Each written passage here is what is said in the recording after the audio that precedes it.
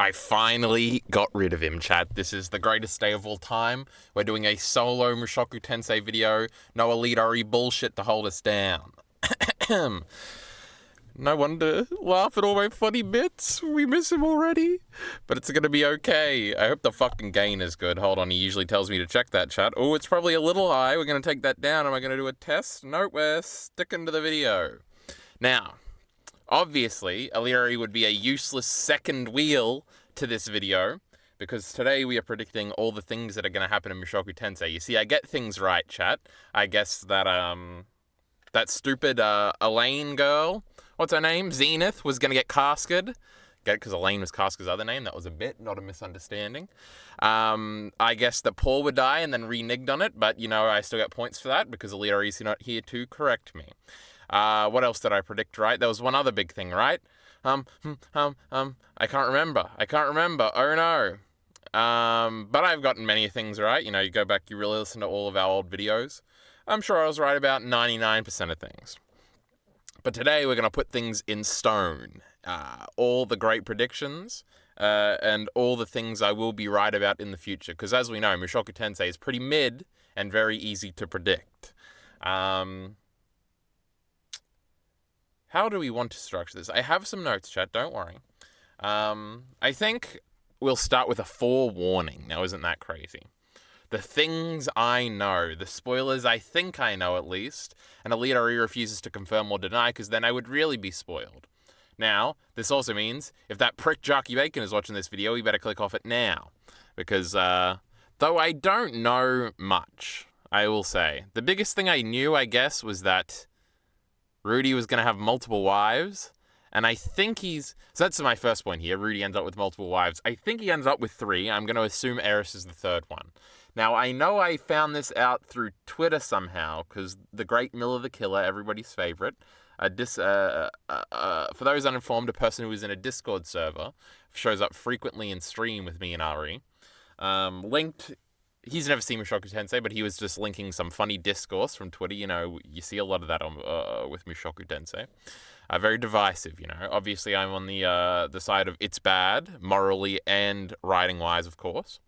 And he was linking something, and it had like, yeah, and that's why he ends up with 3 bitches and something. And it seemed very convincing, and it all clicked to me. And then Elite did kind of get mad at Miller for linking it, so there was some semblance of truth in it. And then at the end of old Season 2, Part 2, or Season 4 as I like to call it, we had the old Sylphie incident with, well, not really a Sylphie incident, more of a Roxy incident that impacted Sylphie. And then we had the real Sylphie incident where she says, I'm okay with this. And then Twitter got very mad. Me too. Not really, but Bacon was mad, remember that? Gosh, that Bacon. We hate him the most. So I'm assuming Eris is going to come back and be the 3rd one. As I was speculating in me and Ari's most recent video, I think that would be a very interesting dynamic, because, as I also said in that video, I'm pretty sure Roxy and Sylphie are going to have minimal problems with each other, and I assume they're going to sort of blend into being one character, so that's going to be funny. But then Elite tried to reiterate to me that no, Roxy is going to, you know, have her own thing, and Sylphie sure loves that Princess Ariel girl that nobody cares about. Yep. Understood. But I'm assuming that I am spoiled to the fact that Eris will also become one of his wives. Obviously, Sarah was also a little minute love interest. But also, Elite is always saying that thing about how those first 4 episodes are, like, added in for the light novel or weren't in the wed novel or something. But I assume that Soldat bloke is coming back at some point, so maybe he's introduced later originally, and they put those back into more I don't know. The point is, Sarah's probably not that important. We very easily could go the rest of the show without ever seeing her again. Other than that, I watched all of Elite videos at one point, but I don't remember much of them. Now, it's entirely possible, as something's unraveling, I will remember it better. So one thing I remember is that he made a video about the epilogue. And it was about somebody else getting isekai'd, and I think the video was about how that taught us things about Rudy. Now, I vaguely, remember something about that video where it was like, Rudy had gone or something, or either he died or he went back to his old world or something at the end of the series. But again, this is like a thing I kind of remember, so I'm not even really considering it too much.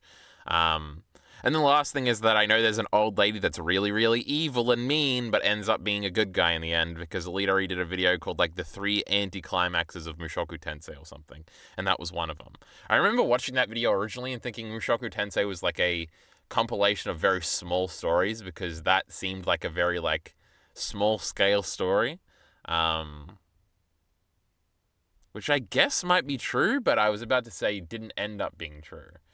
But that's kind of what we're going to talk through as we get out of this section. So that's what I remember that I know.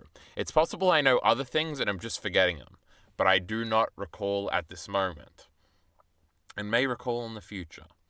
So I'm not going to make a clever point about how Eris is going to become his third wife and pretend that I didn't know. I have integrity and stuff, chat. You better listen to me. So we've reached a point in the story where there's really no propulsion in the narrative. Like, there's almost nothing to do at this very moment. Rudy has his 2 wives, he has a family, he has a house, he has friends, he's living in a safe place. There's no real reason right now, narratively, for anything to happen.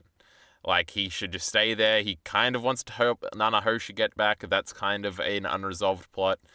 Zenith, what's going to happen there is an unresolved plot. But these all exist in the magical kingdom of Hogwarts, or whatever it's called.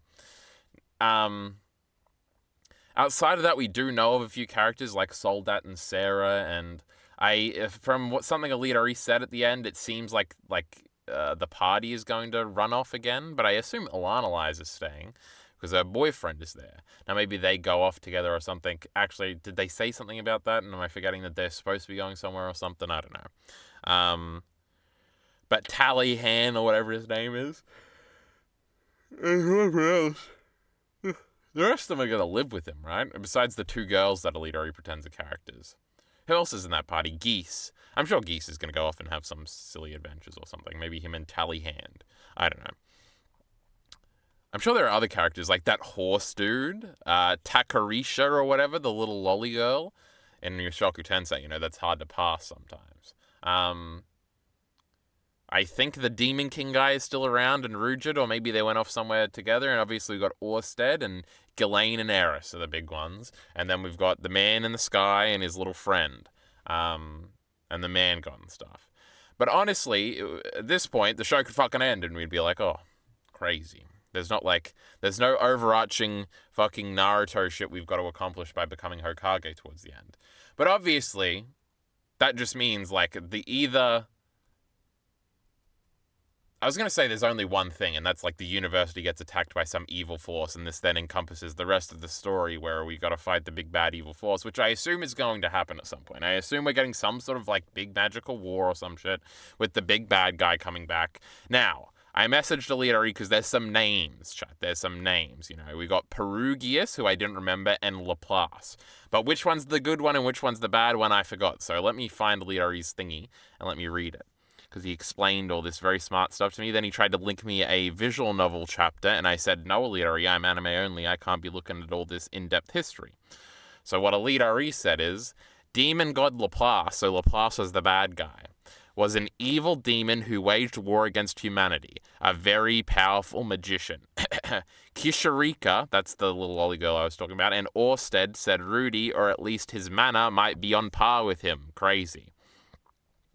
Armored Dragon King Perugius was one of the great heroes that beat Laplace and sealed him away. He now lives in his floating fortress for search signs of Laplace's return or whatever. I can't remember if Illyri's spoiling himself with that second one. I feel like I'm not supposed to know that, but that means that guy in the sky was King Perugius. Now, he's a dragon king, and Orsted is a dragon god, and I think Alita told me one time that means Orsted's way cooler than this fucking prick. But also, this prick should be cooler. He's from, like, Legend and stuff, so I might be wrong there. The point is, he's got a little guy that went down and nearly attacked Ghislaine one time, and, Ghislaine's, like, the strongest girl ever, apparently, Illyri keeps telling me. Stronger than Paul. Crazy. So that's that. So now that we've got that straight, Laplace is obviously an isekai boy. That's why he's the same as Rudy, etc., etc. That's the first big prediction. Now, the Nanahoshi being an isekai girl, Lamau, that was the other big thing I predicted correctly because I'm just so smart and stuff. You know how it is. That's probably the biggest prediction we have overall. Because again, the difficulty with this video is that we don't really have a lot of unresolved plot threads for me to predict right now. So this is probably the worst time we ever could have done this video. But what the fuck am I supposed to do, huh? The fucking next season isn't out yet. It's not going to be out for 2 years or whatever.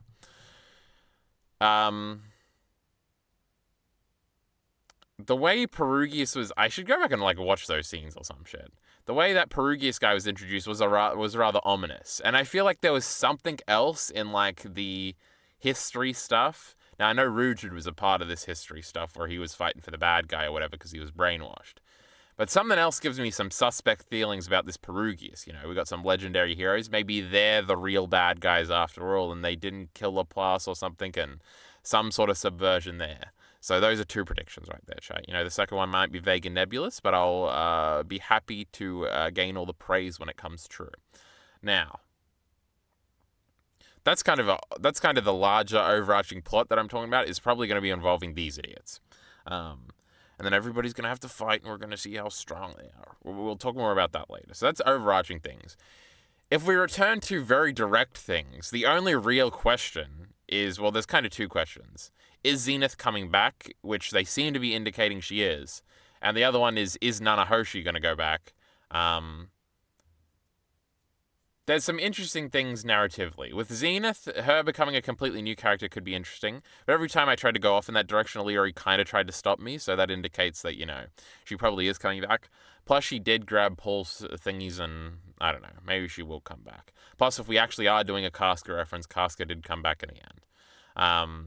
So on that side of things, I guess I kind of want her to come back because that could be more interesting than her becoming a new character. But her becoming a new character, I'm kind of fine with. So if I have to choose a side, I'm going to say Zenith is coming back. It'll probably take a little while. I wonder if she'll have a really cool moment where she uses some magic or something. I think she was a healer, which is lame. She should be able to blow shit up and stuff because that's cool and healing is lame. Now, what was the other one I was just talking about? Nanahoshi going back. There's things in the plot that have indicated to me that maybe she won't go back, and part of her character arc is going to have to be her learning to, like, enjoy life, even though she can't go back in this fake world, you know, as we like to say. Also, she was with 2 other people, and they seemingly got isekai too, so that's also an unresolved plotline, I guess, and we should probably try and find those people. And is one of them her boyfriend or something, I think? So maybe if she reunites with him, I bet he'll be like an ugly frog or something, and she'll have to love him anyway. Because it's the personality that counts, guys. It's the personality. Though she was isekai in, like, the same body and stuff. So maybe he would be too. You know what's funny is I've always thought, like, she can't be isekai as the same body. She's in an anime now. But she was in an anime originally, chat. That's crazy. But that's kind of... I've never actually thought about it. Like, she perceives real life to be the same. It's like if you got isekai into a live action thing, it would be like, whoa, crazy. And I guess that would make it less impossible for you to feel comfortable for whatever reason. Anyway, completely irrelevant. So maybe she finds her boyfriend and they stay around. Or maybe they open a portal where she can go back with her boyfriend and her other boyfriend. Now, wouldn't that be epic? The proper polygamy that I've always wanted, you know. The girls having their own boyfriends. What if that's Nanahoshi's 2 friends there? You know, she's with both of them. Sexy. Now... there's obviously a potential interesting character/plot beat where Rudy has the choice to go back. It will be very interesting how the show tries to sell him not going back as a good thing.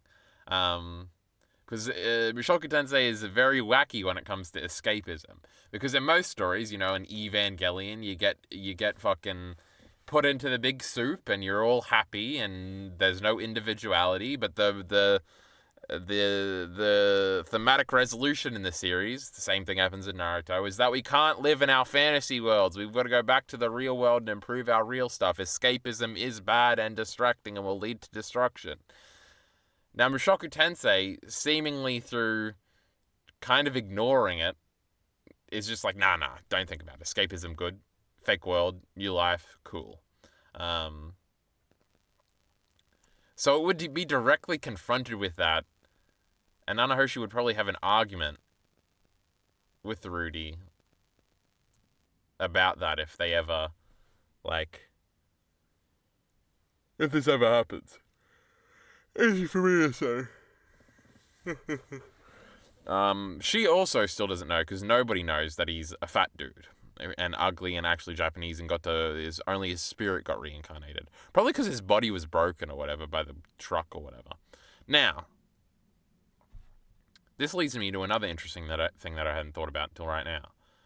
So they're all so was Nanahoshi being harassed or something in that moment when the truck crashes and he saves her or whatever? I can't remember. Or does she just slip and he pushes her out of the way like Yu Yu Hakusho style? Anyway, I think the other two people, and I could be completely wrong about other two people even being isekai'd with Nanahoshi, but I think she said that. Maybe I should have clarified this with silly Elite either. Now, how come they all got isekai'd? Is there some sort of parameters? Because of the epilogue, we know some other people got isekai'd, and also Laplace got isekai'd 100 years ago, and stuff like that. What if the whole world of Mushoku Tensei happened in 1 second and Rudy ends up back in the real world and oh my god, he gets to live 2 lives and he's crazy? Probably not though. But if it is, I'm going to take credit for it, for predicting it just now. Now, what causes somebody to be isekai'd, Because it seems they were all around that same incident, so there's some sort of parameters maybe. And because of the epilogue, did that similar things happen there? Who knows? Food for thought, I don't really have a prediction about that, but that's something we got to worry about. But if I were to make a prediction, I think Nanahoshi and her 2 boyfriends will probably end up going back. They have been setting up the whole time these sort of circles, and it seems like if somebody could bring somebody here, why couldn't they send them back? I don't know. Why can't they fucking fly? This fucking world don't make any sense. But anyway, is the reason why teleporting is not legal is because it's some sort of teleportation thing? Maybe, haha. But yeah, bro, that's crazy and stuff. So those are sort of the only 2 direct predictions we really have to go off of. So now I can just predict future plotlines, which is my next little subheading here, where I assume this is building to a global conflict with Laplace. Oh my god, I was right. That was before I had asked Elite. How does Rudy get wrapped up into it all? Threat to his home, says the Season 3 preview. Yes, there is a Season 3 preview where it's just a line or something of Rudy going, I will challenge the impossible to protect what I love, or something soy. Which, I mean, probably they just attacked the fucking thingy. Haven't they brought up that the city they're living in with the magical university or whatever is built this certain way to avoid attacks or whatever? It would be a pretty sick payoff if it got attacked and they had to use the architecture of the city or something to maneuver around it and repel the great evil Laplace and gang. I also did look at the next volume cover, and it's got a dude or a chick with a horn on his head that looks rather evil and menacing, and Orsted, but he looks old, so I don't know who that is. Which, now that I think about it, I feel like I've seen that guy in some sort of Elite thumbnail. But maybe it is just Orsted. I don't know. Anyway, we were teasing Orsted all throughout this season, bro. They found his clothes and shit into the teleporting thing. He knows about teleporting. But I've already kind of talked about this. There's going to be some sort of attack or something. That's why I thought Sylphie getting kidnapped was plausible in the end of that that season we just watched. Because then he's got to go and find Sylphie. It's a little Paul parallel. And he has something to do next season. Rather than us really having no fucking idea. So I guess it'll be interesting when that trailer comes out, bro. Because Elite can't stop me from watching it. I don't give a fuck how many spoilers are in it. He wouldn't watch it, though. He didn't even watch the House of the Dragon trailer. He's a little pussy. Speaking of Orsted, Paul's only supposed to have 2 kids, bro. I yap about this line all the time. Coolest thing ever, because it presents some sort of meta elements or some sort of Groundhog's Day time travel shit that's going on. You know, we just finished Madoka Magica. I'm not allowed to talk about it because I haven't talked to that little pussy Elite about it yet. But like Steins Gate and like Groundhog Day and, you know, a bunch of other things. Is that what Orsted is doing here? Or can he just see the future or something and it's written in stone or something? If you have predictive magic or something? I don't know. Was Rudius summoned by somebody because without it, the world's going to end and Orsted can't do it on his own, and so Paul being here is crazy. And obviously Orsted and the Man God don't like each other. As soon as Rudy said that, Orsted tried to kill him for real. So these are all unresolved. I've also made the prediction in the past that, oh, the Man God switcheroo, he's going to be the bad guy in the end. That's crazy, even though he seems helpful, and Orsted seems like the bad guy. We're going to be on the opposite side come the end. That's been pretty telegraphed, though. But I will be taking credit for it when it happens. But also, I did also predict at some point that the Man God thing could then have another switch where it was like, I'm not that evil. But who knows? Also, Crunchyroll comments will always say, I'm starting to think this Man God isn't a good guy or something. And it's obviously somebody who's read the light novel with a bunch of like winky face emojis. But also, the Mushoku Tensei fandom is fucking retarded. So it could just be them, like, they don't like him because he did this thing and that's why Paul died or something. I don't know. We'll see. Mysterious man bowing to the man in the sky. We've already kind of talked about that. Was Laplace and his friend. So that dude attacked Ghislaine, and Ghislaine's pretty strong and stuff, and so he's probably strong too. I don't remember who won or if anybody was getting the upper hand or whatever in that thingy. We've also got weird world details. That is, just confirms the Laplace theory. Like that one city in the desert that had skyscrapers. Now, I feel like every time we went to a city, it had something weird that was just unaddressed in its environment. Or architecture, if you will. You know, I've used that word a few times now. So skyscrapers are from the real world, and that's why Laplace was here 1,000 years ago. And he got his fucking idea to build all these skyscrapers everywhere on the demon continent because he's a evil earthling who got isekai'd also. But who isekai'd him, bro? Same guy, obviously, and you know, it's like, I don't know, the Man God said something about, that's more of that guy's type of shit. Shut up, nobody cares.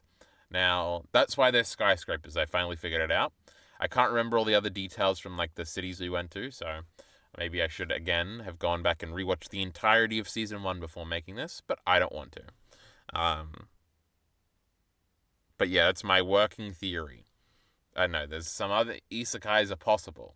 Nanahoshi was introduced, and obviously my great prediction that Sylphie is also isekai'd, great. Sadly, I don't think that's true anymore. God, if that fucking kid starts isekai'ing around, that would be so fucking funny. But I already did that bit with Bacon and Ari last time.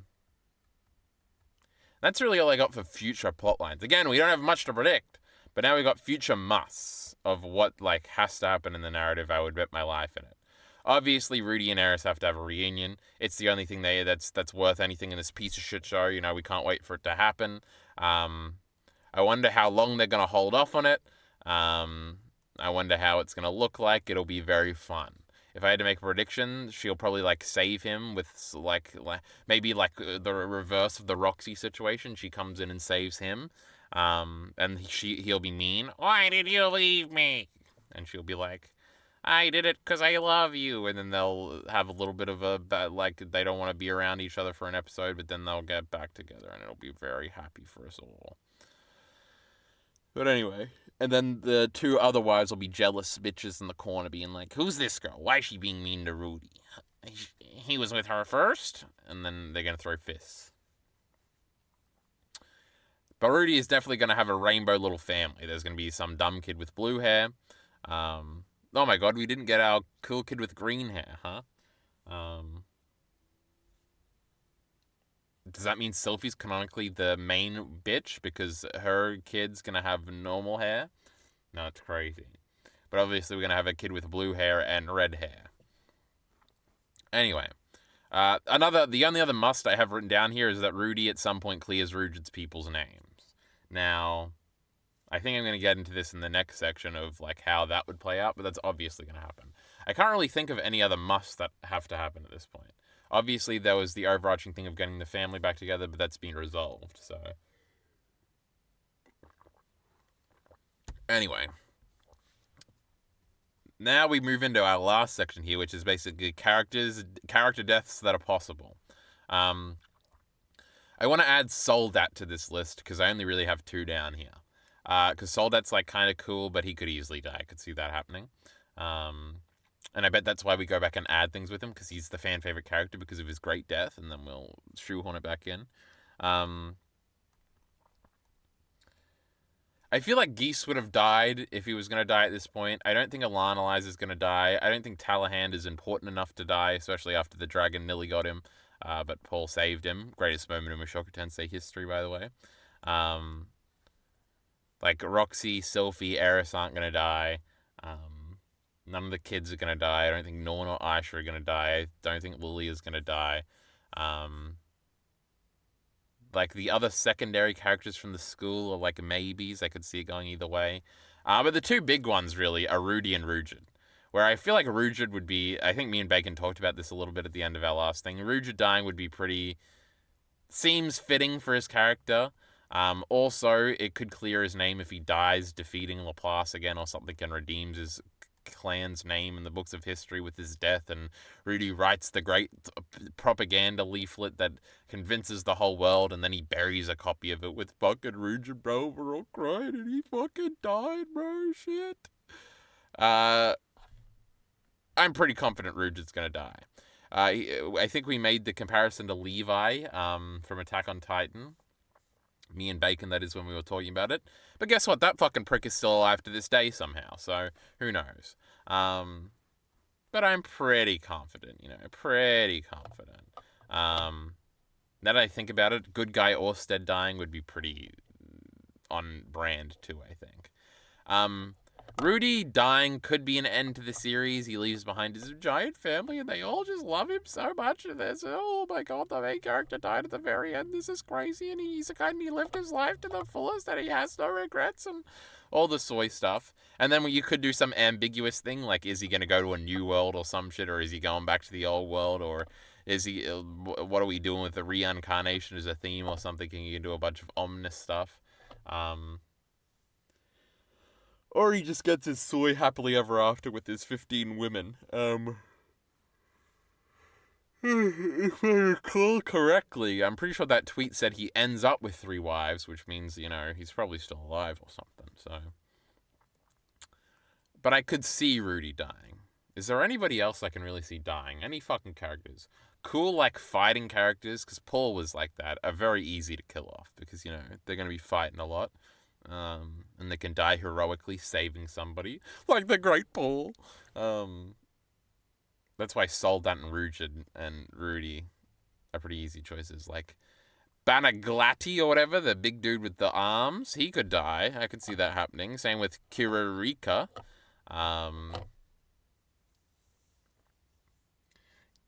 Ghislaine, I guess? Maybe? I don't think so, though. I guess I haven't really talked about the Ariel or Luke shit. I can't believe I remember Luke's name just because Leary wants to shut the fuck up about him. She'll probably be the ruler of the kingdom by the end or something. I assume that's going to be paid off that way. It could be interesting if, like... oh, you motherfucker.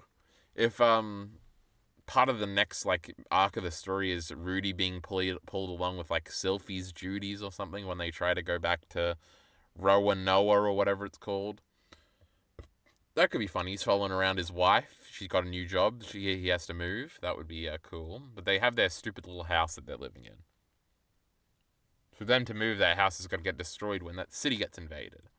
Oh, I did see a comment that tried to say that they weren't light novel readers, but they were making a prediction that because of that the puppet shit, because that's in like the basement of Rudy's house, is that Rudy's new arm is going to be some sort of puppet thing, which seemed to fit. Like Zenoba is going to be like, "Hey, Moss, I got this thingy that can help you out here," and he puts a little thingy on his arm. He can control it that way, because that's kind of cool, I guess.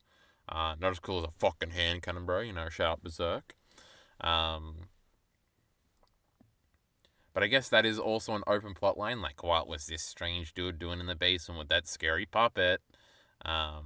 We'll see. I'm sure that'll have some sort of payoff, but I don't really have any predictions about it. I feel like Alidari definitely directly asked me and Bacon, or maybe it was just me at the time, for a prediction on that. So that means it's going somewhere, chat. He's not as sly as he thinks, that Alidari. He's an idiot, frankly. But other than that, I don't think I have many other predictions. We made it to about the half an hour moment. I didn't expect this to go much longer. Try and think. On our image here, I'm the great baby. Any characters here? I do see a lot of weird Norn stuff that implies that Rudy is going to get with Norn. But I assume that's just a funny meme. Though with Mushoku Tensei, you never know. Now, obviously, I had the great hypothetical about Rudy getting with Zenith and how sick that would be and not incestuous. But I don't think that's going to happen either. I don't know what happens with the kids. It seems like because Alita loves Norn, and apparently there's only one more scene in his video, makes me think that she's really not going to be that important of a character moving forward. Which probably fits. He also says there's only like 2 seasons left in this weak sauce fucking short-ass series, so maybe there's not a lot of time for anybody. But anyway. I think that's it. So everybody, will see you back in 2 fucking years for the new thingy, unless Alita somehow agrees to doing every Game of Thrones book, and therefore I will in turn have to do all of the Mushoku Tensei nonsense. Now, I don't think there was only a few month gap between season 2 part. There was probably like a 6-month gap. So this is going to be my first big gap with Mushoku Tensei. So maybe one time in the next 2 years, I don't know what fucking my life is going to look like then. I could have the inkling to read this fucking bullshit at some point. Who knows? This is going to be my first big break. Oh, I'm scared, chat. Oh, we can't see Rudius Gray in like 2 fucking years. No, that's all crazy. Now, I did go back and I was listening to me and Ari's first video, and he did say that this fucking loser is working on a sequel series at some point. That's crazy. He said that at the beginning of our first discussion, not expecting me to go back while we were in the middle of it and get spoiled by something through it. Crazy. Anyway, that's it. Support links in the description below. Thanks.